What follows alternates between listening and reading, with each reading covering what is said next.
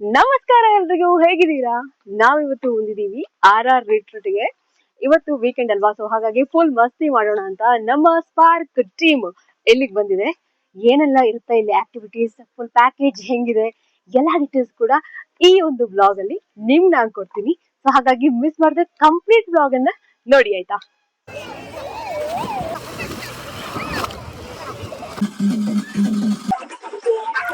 ಕೆಲಸ, ಕುಟುಂಬ, ಜವಾಬ್ದಾರಿ ಎಲ್ರಿಗೂ ಇದ್ದಿದ್ದೆ. ಒಮ್ಮೊಮ್ಮೆ ಎಲ್ಲವನ್ನು ಪಕ್ಕಕ್ಕಿಟ್ಟು ನಮ್ಮದೇ ಲೋಕದಲ್ಲಿ ಕಳೆದು ಹೋಗ್ಬೇಕು ಅನ್ಸುತ್ತೆ ಅಲ್ವಾ?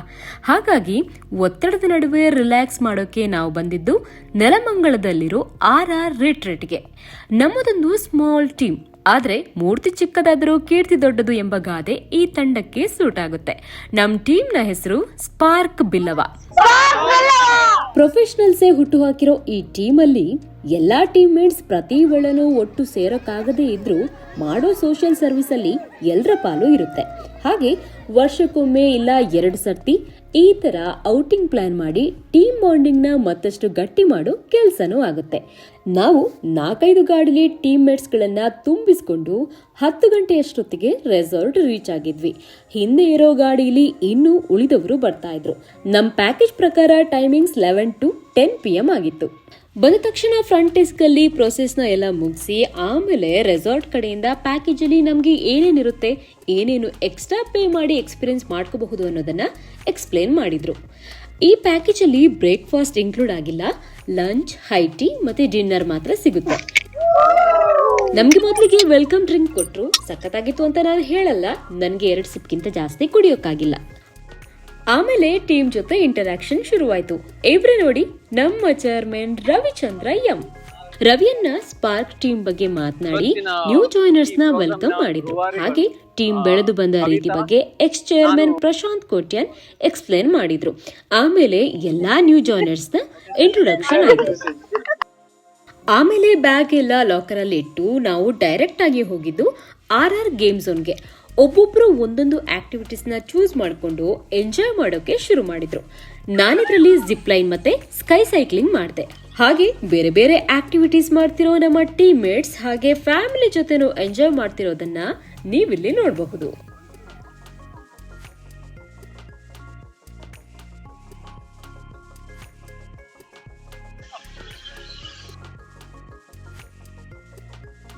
ಹಾಗೆ ಎಂಜಾಯ್ ಮಾಡೋ ಟೈಮಲ್ಲಿ ಆಫೀಸ್ ಎಂಪ್ಲಾಯೀಸ್ಗೆ ರಿಪ್ಲೈ ಕೊಡ್ತಿರೋ ನನ್ನ ಪ್ರೀತಿಯ ಪತಿರಾಯರನ್ನು ಕೂಡ ನೋಡಿ.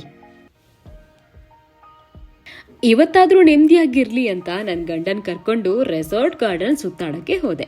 ಫಲ ಬಿಟ್ಟಿರೋ ಅಡಿಕೆ ತೋಟ, ನಡುವೆ ತೆಂಗು, ಬಾಳೆಗಿಡ, ಪಕ್ಕ ಊರ್ ಸ್ಟೈಲ್ ವೈಬ್ ಅನ್ನ ಕೊಡ್ತಾ ಇತ್ತು. ನಡುವೆ ಹಕ್ಕಿಗಳನ್ನ, ಮೊಲ, ಬೆಕ್ಕು ಕೂಡಾಕಿರೋ ಕೇಜ್, ಸ್ಟೇ ಆಗೋರ್ಗೆ ಟೆಂಟ್, ಇಲ್ಲಿನ ಕೆಫೆ ಅಂತೂ ನನಗೆ ಸಖತ್ ಇಷ್ಟ ಆಯ್ತು. ಹಾಗೆ ಅಲ್ಲಲ್ಲಿ ಮನಸ್ಸಿಗೆ ಮುದ ಕೊಡೋ ಮ್ಯೂಸಿಕ್ ಸಿಸ್ಟಮ್, ಒಂಥರ ಬೇರೆನೆ ಮಜಾ ಕೊಡೋ ಆಂಬಿಯನ್ಸ್ ಇಲ್ಲಿತ್ತು. ಅಷ್ಟೊತ್ತಿಗೆ ಗಂಟೆ 1 ಆಗ್ತಾ ಬಂತು. ಕೆಫೆಯಿಂದ ಘಮ್ ಅಂತ ಸ್ಮೆಲ್ ಬರ್ತಿದ್ರೆ ಹೊಟ್ಟೆ ಕೇಳ್ಬೇಕಲ್ಲ, ಎಲ್ರೂ ಊಟಕ್ಕೂ ಹೋದ್ವಿ. ಅನ್ಲಿಮಿಟೆಡ್ ಡೆಸರ್ಟ್, ವಾವ್ ಏನಿತ್ತು ಅಂತೀರಾ? Chicken tikka, fish fry, cheesy pizza, liver fry, panipuri, jalebi, taste ಅಂತೂ ಅದ್ಭುತ. ಇದ್ರಲ್ಲೇ ನಮ್ಮ ಹೊಟ್ಟೆ ತುಂಬೋಗಿತ್ತು. ಇನ್ನು ಮೀಲ್ಸ್ ಬೇರೆ ಬಾಕಿ ಇತ್ತು. ಟೇಸ್ಟ್ ನೋಡದೆ ಹೆಂಗಿರೋದು ಅಂತ ಸ್ವಲ್ಪ ತಗೊಂಡು ತಿಂದ್ವಿ. ಇನ್ನು ಹೊಟ್ಟೆ ತುಂಬಿದ್ಮೇಲೆ ಮತ್ತೆ ಆಕ್ಟಿವಿಟೀಸ್ ಶುರು. ಸ್ವಲ್ಪ ಮಂದಿ ಇಂಡೋರ್ ಗೇಮ್ಸ್ ಆಡಿದ್ರೆ ನಾವು ಸೀದಾ ಸ್ವಿಮ್ಮಿಂಗ್ ಪೂಲ್ಗೆ ಇಳಿದ್ವಿ. ಮಧ್ಯಾಹ್ನದ ಬಿಸಿಲಿಗೆ ಕೂಲ್ ಆಗಿರೋ ಪೂಲ್ ವಾಟರ್ ಇಳಿದ್ರೆ ಮೇಲ್ ಬರೋಕೆ ಮನ್ಸಾಗ್ತಿರ್ಲಿಲ್ಲ. ನಮ್ ಜೊತೆ ಇದ್ದ ಹುಡುಗರಂತೂ ಬ್ಯಾಕ್ ಫ್ಲಿಪ್ ಅಂತೆ, ಒಬ್ರನ್ನ ಎತ್ತಿ ಸ್ವಿಮ್ಮಿಂಗ್ ಪೂಲ್ ಹಾಕೋದಂತೆ, ಹಂಗೆ ಪ್ಲಾಸ್ಟಿಕ್ ಬಾಲ್ ಇಟ್ಕೊಂಡು ಆಟ ಆಡಿದ್ದು. ಹಂಗೆ ಕೆಲವೊಂದು ರೀಲ್ಸ್ ಕೂಡ ಇಲ್ಲಿ ನಾವು ಮಾಡಿದ್ವಿ. ಆಮೇಲೆ ಒಳ್ಳೆ ಬೀಟ್ ಇರೋ ಮ್ಯೂಸಿಕ್ ಜೊತೆ ನಮ್ಮ ರೈನ್ ಡ್ಯಾನ್ಸ್ ಅಂತೂ ಒಳ್ಳೆ ಮಜಾ ಕೊಡ್ತು ಮಾರೆ.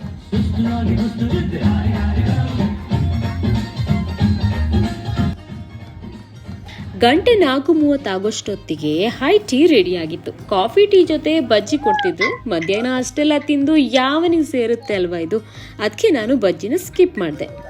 ಇನ್ನೂ ಬೇಕಾದಷ್ಟು ಆಕ್ಟಿವಿಟೀಸ್ ಬಾಕಿ ಇತ್ತು. ಜೊತೆಗೆ ಎಕ್ಸ್ಟ್ರಾ ಪೇ ಮಾಡಿ ಆಡಬಹುದಾದಂತಹ ಪೇಡ್ ಆಕ್ಟಿವಿಟೀಸ್ ಮಾಡೋಕೆ ರೆಸಾರ್ಟ್ನವ್ರು ನಮಗೆ ಸಜೆಸ್ಟ್ ಮಾಡಿದ್ರು. ಜೊತೆಗೆ ನಮಗೆ ಕಾಂಪ್ಲಿಮೆಂಟರಿ ಅಂತ ವಾಟರ್ ರೋಲರ್ ಗೇಮ್ ಅನ್ನ ಕೊಟ್ಟಿದ್ರು. ಸತ್ಯ ಹೇಳ್ತೀನಿ, ಕಾಂಪ್ಲಿಮೆಂಟರಿ ಕೊಟ್ಟಿದ್ರು ಅಂತ ಮಾತ್ರ ಇದರಲ್ಲಿ ಆಡ್ಬೇಕಷ್ಟೇ. ಇಷ್ಟು ಚಿಕ್ಕ ಚಿಕ್ಕ ಕಂಟೈನರ್ ಅಲ್ಲಿ ಸ್ವಲ್ಪ ನೀರಿದ್ದು ಆಡೋದಕ್ಕೆ ಜಾಸ್ತಿ ಮಜಾ ಇದರಲ್ಲಿ ಸಿಗೋದಿಲ್ಲ ಆಯ್ತಾ. ನಂಗಂತೂ ಇದು ಇಷ್ಟ ಆಗಿಲ್ಲ. ಈಗೊಂದು ಸಣ್ಣ ಸೆಲೆಬ್ರೇಷನ್. ಇವತ್ತಿನ ಡೇನ ನೆನಪಿಸಿಕೊಂಡು ರಿವ್ಯೂ ಕೇಳ್ತಾ ಮುಂದಿನ ಪ್ರೋಗ್ರಾಮ್ಗೆ ರೆಡಿ ಆಗೋಣ ಅಂತ ಟೀಮ್ ನ ಚಿಯರ್ ಅಪ್ ಮಾಡಿದ್ವಿ. ಜೊತೆಗೆ ನಮ್ ಟೀಮ್ ಅಲ್ಲಿದ್ದ ನ್ಯೂಲಿ ಮ್ಯಾರಿಡ್ ಕಪಲ್ಗೆ ಸರ್ಪ್ರೈಸ್ ಅನ್ನ ಕೊಟ್ಟಿದ್ವಿ.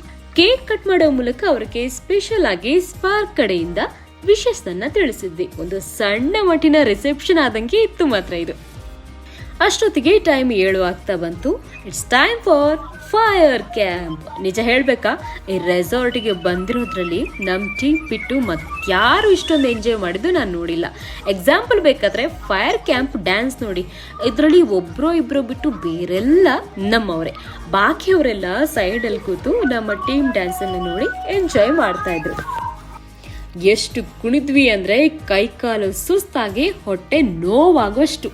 ಈ ಟೈಮ್ಗೆ ಕರೆಕ್ಟ್ ಆಗಿ ಡಿನ್ನರ್ ರೆಡಿ ಆಗಿದೆ ಅಂತ ಅನೌನ್ಸ್ಮೆಂಟ್ ಆಯ್ತು. ವೆಜ್ ನಾನ್ ವೆಜ್ ಅಲ್ಲಿ ವೆರೈಟಿ ಐಟಮ್ಸ್ ಡಿನ್ನರ್ಗೆ ಇತ್ತು.